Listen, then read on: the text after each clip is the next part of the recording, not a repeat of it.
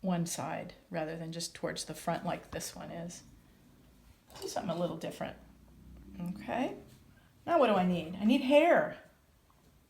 Now the hair, the one thing on the hair, I will warn you, I don't want you to make it too skinny. It cannot be any skinnier than these pieces because they break very easily until after they're fired. So I'm going to be getting this back from you after you're done, and I'm going to fire it in my kiln and then return it to you so that you can paint it. So that's a lot of handling. I don't want anything to happen to it during that time. So I'm going to set this aside. I'm going to put my plastic over it so it doesn't dry out too much while we're working on the hair. And I'm going to get some more clay. I want you to take a bit of clay and we're going to make some coils. So to make a coil, you pinch the clay like this. You can roll it in your hand, make little snakes. Roll it in your hand like that. Any little cracks? You're going to squeeze all the water out of your sponge and just smooth some of those cracks. You have hardly any water in your sponge. If you have too much, your clay is going to get way too wet. So I want to make just a few of these. I have a lot of hair on my example. We don't have to do that much hair. You can also take the clay and make a longer snake, put it down on my work surface, and make sure my hand is really flat. Stretch it as much as you can, and you're going to roll that coil with this part of your hand. And you can start to use two hands and make it even longer. Is that close up enough? And look how long I've got it. Now I can use my little tool and I can cut them into pieces. Just pinch that in so it's not so flat. So I've got a few pieces of the hair there. I think I want to try putting it on now. We'll make more, but let's get that on there. See any edges that need to be smooth? Go ahead and do it. So again, we need to scratch the surface, both surfaces that we're attaching together. So I'm going to score one way and then the other. And I'm going to score, let's do around the front of his face. His or her, I don't know. Like that. And then we need to add some slip.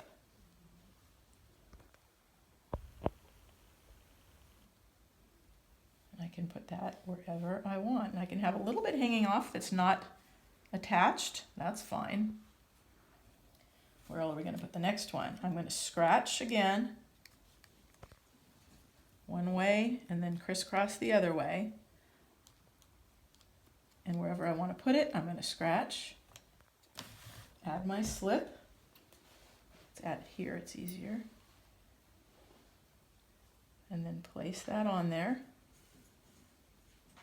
Maybe I want it to come out a little bit towards the front.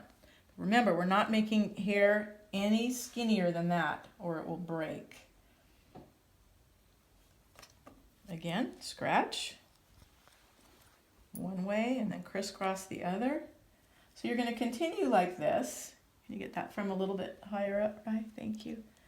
You're going to continue like this until you got as much hair on there as you want.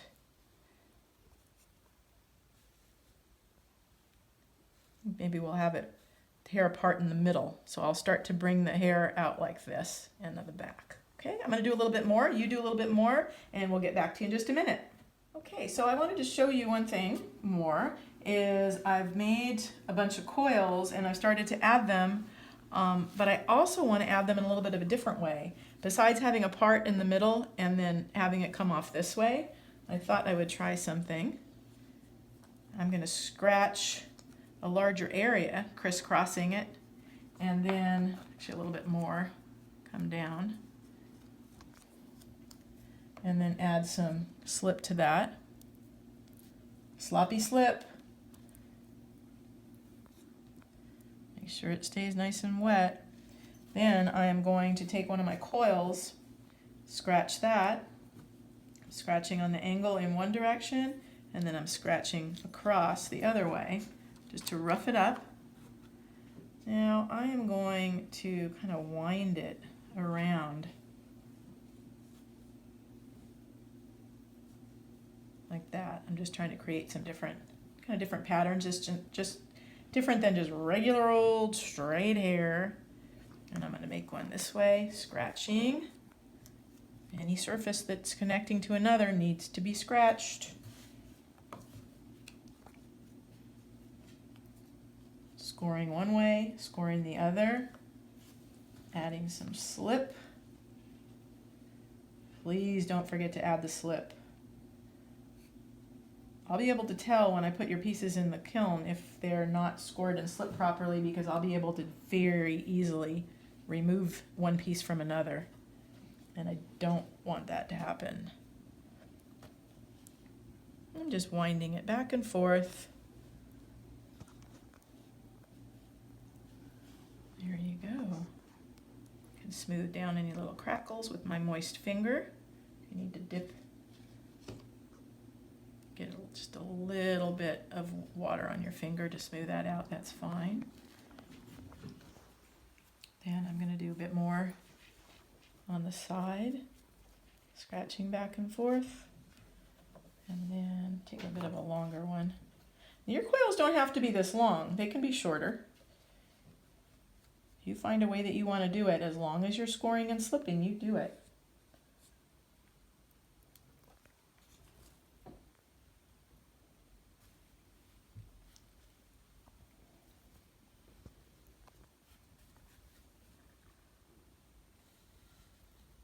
I think this one I might want to hang down a little bit, like that. See, there you go. So I'm going to keep working on this, you keep working on yours, and we'll get back together in just a minute. One thing I want to remind you of is to make sure to clean up after you're done. You're working on a board that I loaned you like this, and I worked on my bigger board, but take a moist towel and just wipe it down, and I'll be getting it back from you. Wipe that off. You can wipe any tools that you used. Maybe there were some tools you had at home that you used. Toothpicks you can throw away probably, but the little stick tool, you can wipe that down and use it for a different project. Your sponge, you can rinse that out and probably fill a little bowl with water and take it outside. Rinse out your sponge in that, and then if it's okay with mom and dad, you can pour that little bit of clay water out in the garden in a corner where you don't really have the flowers growing. That way your sponge gets clean. You don't put this water down the sink. You don't want the clay going down the sink. Okay, so that's it for cleanup. Okay, so I've added all of my coils. I still have a little bit left, so I'm just going to squish those together and put them back in my clay ball so I don't waste it, and wrap it up real nice and tight. Put it off to the side. Now, one thing I want to remember to do is to sign my work. So I'm putting my hand inside the mouth, and I'm taking my pointy tool, or I can use a blunt pencil and write my name. I'm going to write my first initial and my last name. If you want, you can also put the date on there, 2020.